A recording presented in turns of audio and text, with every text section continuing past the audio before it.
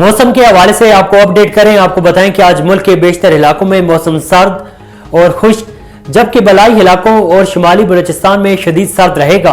पंजाब, खैबर पख्तूनख्वा के मैदानी इलाकों और बलाई सिंध में शदीद धुंध पड़ने की तवक्को है।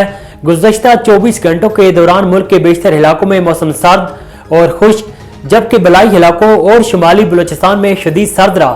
पंजाब के मैदानी इलाकों में शदीद धुंध की लपेट है। आज रिकॉर्ड की गई कम से कम दर्जा हरारत लैम -17, स्कर्दू -12, स्तोर -11, ज़ियारत, गोपस -10, कालाम -9, कालात -8, कोयटा, गिलगित, बगरोट, पारा चनार -6, दीर और रावलाकोट में -5 डिग्री सेंटीग्रेड रिकॉर्ड किया गया है।